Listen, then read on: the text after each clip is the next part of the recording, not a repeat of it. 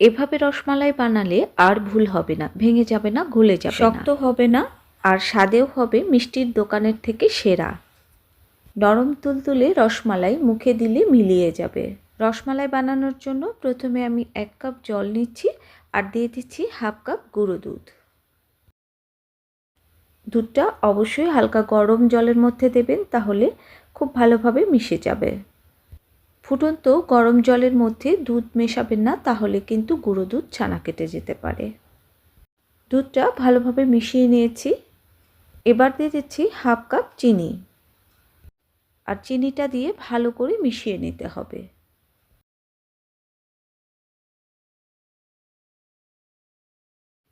আর দেখবেন চিনিটা গলে যাওয়ার সাথে সাথে দুধের কালারটাও কিন্তু বদলে যাবে। আর এই দুধটা দিয়ে আমি মিল্কমেড তৈরি করব। দেখুন দুধের কালারটা কিন্তু চেঞ্জ হয়ে গেছে। আমরা যদি বাড়িতে দোকানের মতো খুব সহজে মিল্কমেড বানাতে পারি, তাহলে দোকান থেকে আর মিল্কমেড বেশি দামে কিনে আনতে হবে না। দুধটা কিন্তু অনেকটাই ঘন হয়ে গেছে আর মিল্কমেডের কালারটা কিন্তু চলে এসেছে। এবার দিয়ে দিচ্ছি 1 চিমটি বেকিং সোডা, আর বেকিং সোডা কিন্তু অবশ্যই দিতে হবে, তবেই মিল্কমেড তৈরি হবে।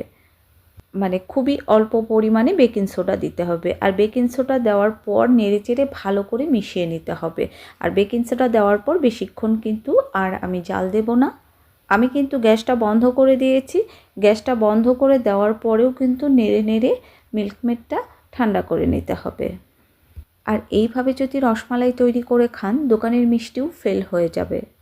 খেতে এতটাই টেস্টি হবে। মিল্কমেডটা প্রায় নেড়ে নেড়ে আমি ঠান্ডা করে নিয়েছি। দেখুন মিল্কমেডটা কতটা সুন্দর হয়েছে আর কতটা ঘনত্ব হয়েছে। আমি একটু ঘন করেছি, আপনারা চাইলে এর থেকেও পাতলা করতে পারেন। আর মিষ্টিটা বানানোর জন্য আমার লাগছে বড় সাইজের একটা ডিম। ডিমটা আমি ভেঙে নিচ্ছি। আপনার ডিম যদি ফ্রিজে থাকে তাহলে ফ্রিজ থেকে সরাসরি বের করে দেবেন না। আর ডিমটা অবশ্যই রুম টেম্পারেচারে হতে হবে। ডিমটা খুব ভালো করে একটু সময় ধরে কিন্তু ফেটিয়ে নিতে হবে। যত ফেটিয়ে নেবেন তত কিন্তু ভালো হবে। এবার আমি মিষ্টি বানানোর জন্য ডোটা তৈরি করে নেব। এর জন্য নিয়ে নিচ্ছি 1 কাপ গুঁড়ো দুধ। এবার দিয়ে দিচ্ছি হাফ টিস্পুন বেকিং পাউডার। এখানে বেকিং পাউডারই দিতে হবে, বেকিং সোডা দিলে হবে না। এবার দিয়ে দিচ্ছি এলাচ গুঁড়ো। এবার ভালো করে সব কিছু মিশিয়ে নিচ্ছি। ভালো করে মেশানো হয়ে গেলে এবার দিয়ে দিচ্ছি হাফ টেবিল চামচ ঘি। ঘিটা দেওয়ার পর একটু সময় ধরে হাত দিয়ে এভাবে ঘষে ঘষে মেখে নিতে হবে।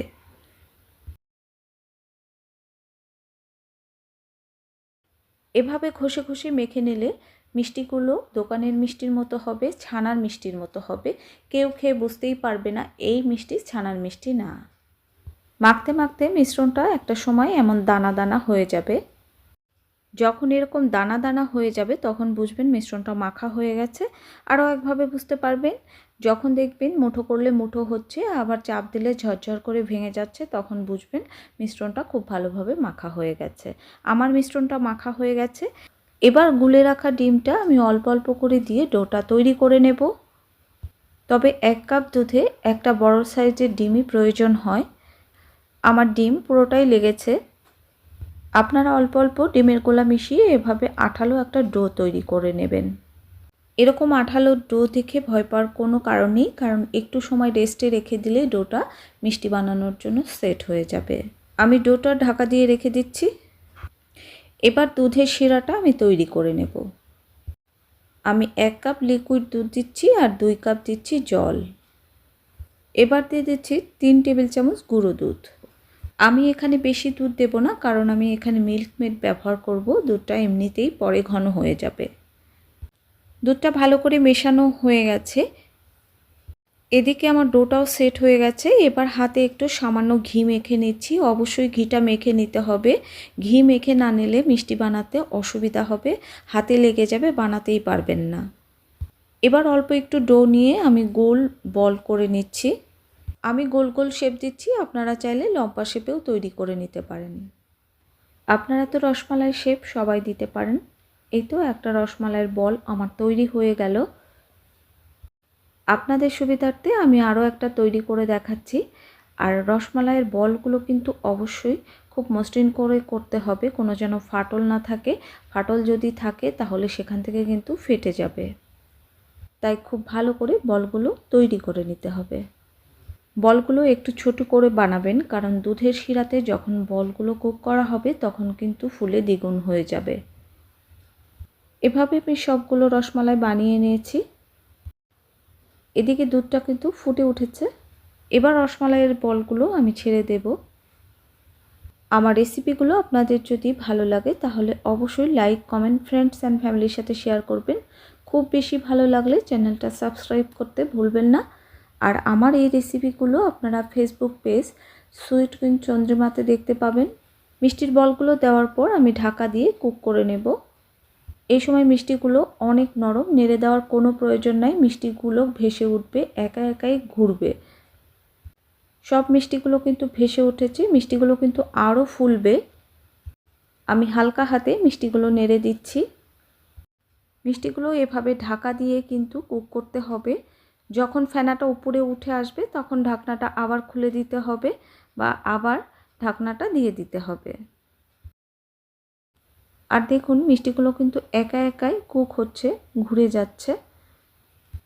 আর এই মিষ্টিগুলো হতে কিন্তু খুব বেশি সময় লাগে না, 5 থেকে 6 মিনিটের মধ্যেই মিষ্টিগুলো কিন্তু হয়ে যায়। আমার মিষ্টিগুলো কিন্তু কুক হয়ে গেছে।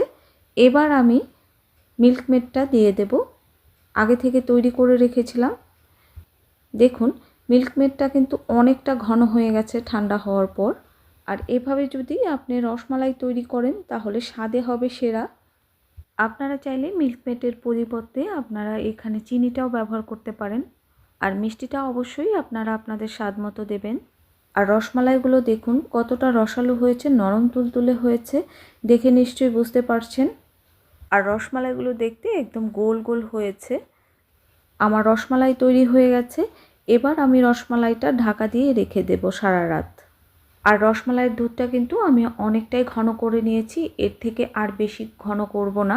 আর রসমালাইগুলো সারা রাত থাকার পর অনেকটাই কিন্তু মালাই খেয়ে নেবে। আর এটি ঠান্ডা হওয়ার সাথে সাথে কিন্তু দুধটাও অনেকটা ঘন হয়ে যাবে, আর ফ্রিজে রাখলে আরও বেশি ঘন হয়ে যাবে। এই মিষ্টিগুলো সারা রাত মালাইয়ের মধ্যেই রেখে দেবেন, তাহলে মালাই খেয়ে রসমালাইগুলো গোল গোল হয়ে যাবে। আমার হাতে সময় কম ছিল, আমি সাথে সাথেই পরিবেশন করেছি। আর ঠান্ডা ঠান্ডা এই মিষ্টিগুলো পরিবেশন করলে অনেক মজা লাগে খেতে। এই মিষ্টিগুলো সারা রাত মালাইয়ের মধ্যে রেখে দিলে মালাই খেয়ে একদম গোল গোল হয়ে যেত।